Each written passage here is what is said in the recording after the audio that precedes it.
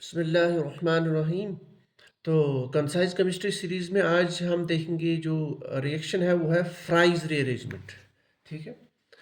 तो जैसे हमें वर्ड ही बताता है कि मॉलिक्यूल में कोई रीअरेंजमेंट होता है, यानी कोई एक फ्रेगमेंट दूसरी जगह चला जाता है। ठीक। तो फ्राइज रीअरेंजमेंट बेसिकली है क्या? This is basically migration of acyl group. Acyl means R C ओ।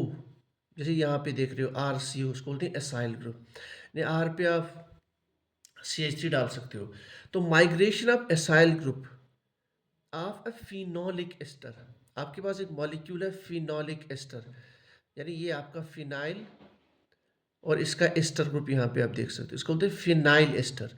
तो फिनाइल एस्टर में ये जो आपका एसाइल पोर्शन है ये माइग्रेट होता है टुवर्ड्स ऑर्थो और para position in presence of Lewis acid catalyst or Bronsted acid catalyst means AlCl3। commonly AlCl3 use करते हैं या आप Bronsted acid catalyst भी यूज कर सकते हैं।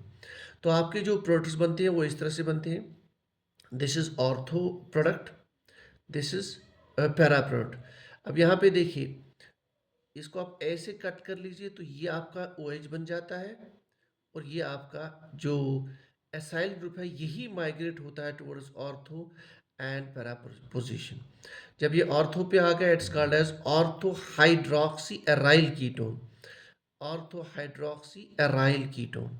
और अगर ये पैरा पे आ जाता है it's called as para hydroxy aryl ketone. So Fries rearrangement is basically it's a rearrangement where in a phenyl ester the acyl group migrates towards ortho or para positions। अब ये तो होगी रिएक्शन जो हमें याद रखनी है। जो इंपॉर्टेंट पॉइंट इसमें है, जो जहाँ से क्वेश्चन आता है नॉर्मली, वो ये है कि इसमें प्रोडक्ट कौन सा बनता है, which product is the major product. देखिए, एक तो आपके पास ये ऑर्थो वाला है, ऑर्थो प्रोडक्ट, और दूसरा पैरा प्रोडक्ट। अब ये जो फॉर्मेशन ऑफ प्रोडक्ट है it depends on the temperature and solvent. दो चीज़ इंपॉर्टेंट है।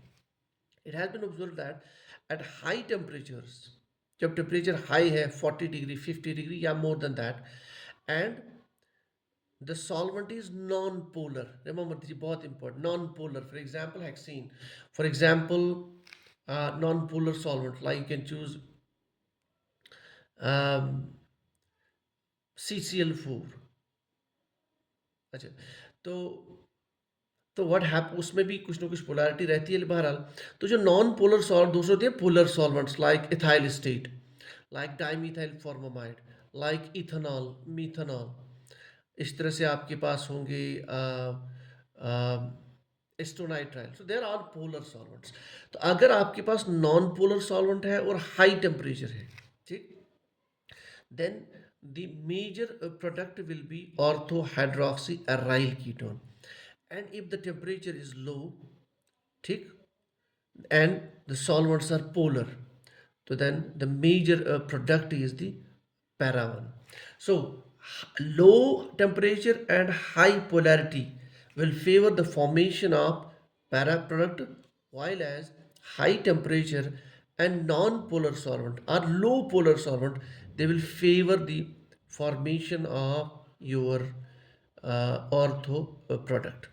जहाँ तक मैकेनिज्म का इसमें कॉन्सेप्ट है, मैकेनिज्म इसमें बहुत सारी डिस्कशंस है।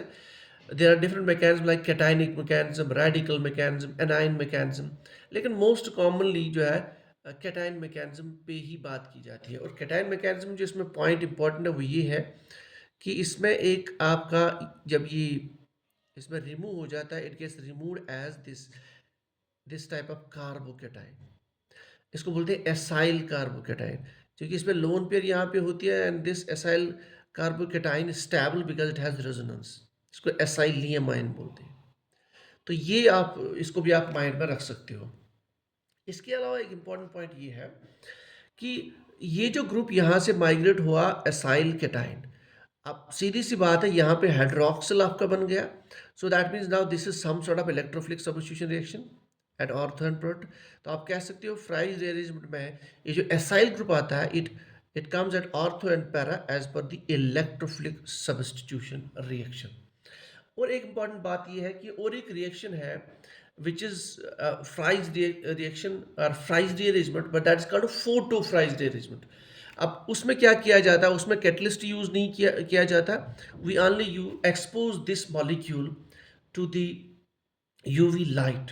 ठीक है, तो that's called as a photo Fries rearrangement. Product same बन जाते हैं, लेकिन when it is a photochemical reaction, हम जानते हैं उसमें जो रेडिकल, उसमें जो मैकेनिज्म नॉर्मली डोमिनेट होता है रेडिकल मैकेनिज्म. तो if it is photo Fries rearrangement तो आप कहेंगे the mechanism is radical mechanism. So this is all about the Fries rearrangement. So Fries rearrangement is basically migration of acyl group in a phenyl ester in presence of a catalyst, whether it is Lewis acid catalyst or Brewster. So it has two proto formations. One is the ortho and other is the para. Ortho is normally favored at high temperature and non-polar solvents, presence of non-polar solvents, while as the para one is formed at low temperature and the presence of polar solvent.